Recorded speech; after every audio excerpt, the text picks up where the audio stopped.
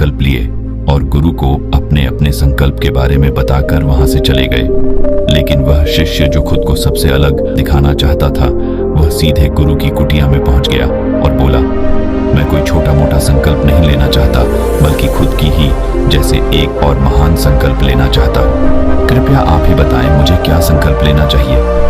उसकी यह बात सुनकर गुरु मुस्कुराए बोले, क्या तुम मेरे द्वारा दिए गए संकल्प को पूरा कर पाओगे? क्या तुम्हारे लिए उसे पूरा करना संभव होगा?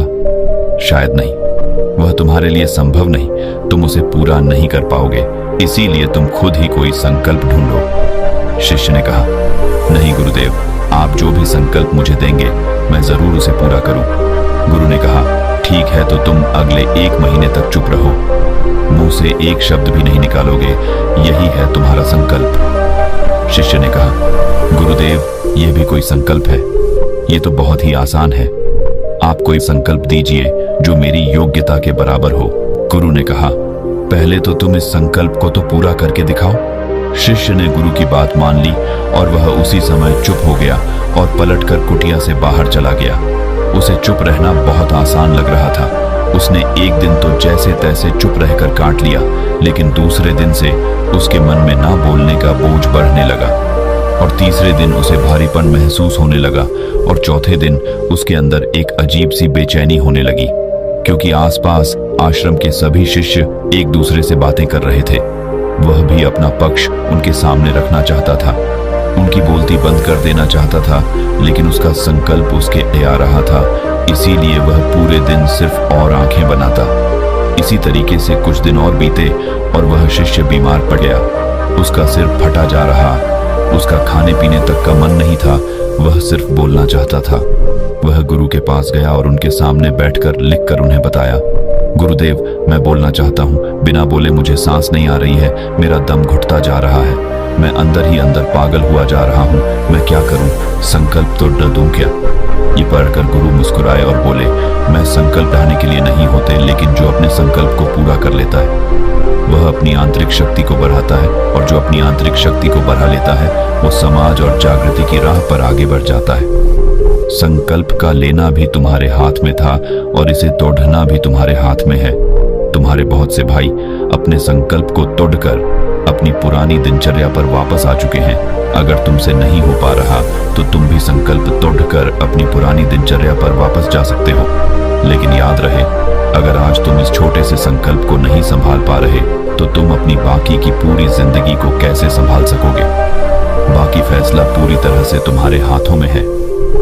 गुरु की यह बात उस शिष्य के दिल में चोट कर गए। वो बिना कुछ बोले वहां से वापस चला गया और खुद को अपनी कुटिया में बंद कर वह केवल अपने जरूरी कामों के लिए ही कुटिया से बाहर निकलता, बाकी सारे समय कुटिया के अंदर ही बैठा रहा। 15 दिन बीत चुके थे और आश्रम के लगभग सभी शिष्यों का संकल्प अब तक टूट चुका था, लेकिन उसका संकल्प अभी भी जारी था। संकल्प लेने के बाद से अब तक उसने एक शब्द भी नहीं बोला। सारा आश्रम हैरान था कि इतना बोलने वाला इंसान चुप कैसे हो।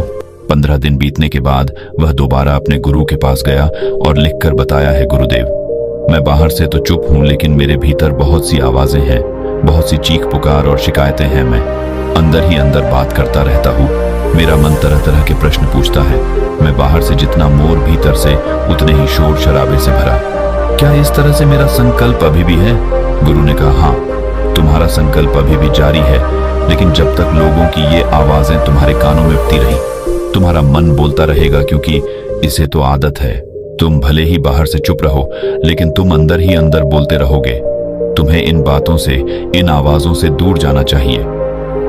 शिष्य गुरु को प्रणाम कर वहां से चला जाता है और सुबह होते ही अपनी कुटिया जंगल की तरफ चला जाता है। कई दिन बीत जाते, संकल्प का समय भी पूरा हो जाता है, लेकिन शिष्य लौटकर नहीं आया। आश्रम में सभी को डर था कि कहीं जंगली जानवर ने उसे खाना लिया हो। इस बीच उसे ढूंढने की बहुत कोशिश की गई, लेकिन वह कहीं नहीं मिला। गुरु भाइयों ने मान लिया था कि जंगली जानवरों ने उसे अपना शिकार बना लिया है, लेकिन गुरु को ऐसा नहीं लगता। एक दिन आश्रम का एक अन्य शिष्य गुरु के पास आया और बोला, गुरुदेव, हमारे उस अधिक बोलने वाले भाई के साथ क्या हुआ होगा? क्या जानवर ने उसे मार दिया होगा? गुरु ने कहा, हो सकता है कि जानवरों ने उसे अपना शिकार बना लिया हो, लेकिन उसके न लौटने की एक दूसरी वजह भी हो सकती है। शायद उसे वह मिल गया है जिसके लिए वह गया था। फिर शिष्य ने पूछा, गुरुदेव, क्या ज्यादा बोलना इतना हानिकारक होता है? गुरु ने बोला, कहा, इंसान के जीवन के बहुत सारे दुखों में से एक दुख यह भी है कि वह कभी चुप नहीं रह सकता, हमेशा कुछ ना कुछ बोलता ही रहता है। सिर्फ हमारे बोलने के कारण हमारे आधे से ज्यादा दुख पैदा होते हैं। हम में से कोई भी चुप नहीं रहना चाहता, हम बस सामने वाले को सुना देना चाहते हैं। जो भी हमारे मन में है सब निकालकर उसके मन में बैठा देना चाहते हैं, उसे समझा देना चाहते हैं कि देख तू गलत है और मैं सही।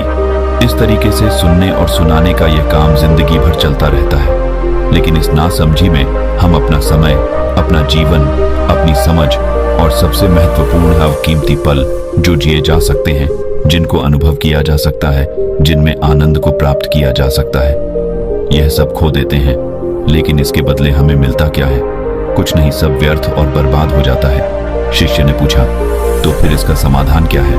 गुरु ने कहा, पूरी जागरूकता के साथ अपने विचारों को देखना यही एकमात्र तरीका है। सारी मानसिक समस्याओं का वर्तमान में रहकर चिंतन करना, पूरी जागरूकता के साथ अपना काम करना जिंदगी में चमत्कारिक बदलाव ला देता है। उसके बाद वह शिष्य गुरु से अपने प्रश्नों का उत्तर पाकर उनको प्रणाम करके वहां से चला गया। उस शिष्य को आश्रम छोड़ ढकर गए 3 महीने का समय बीत चुका था, लेकिन उसकी कोई खबर नहीं।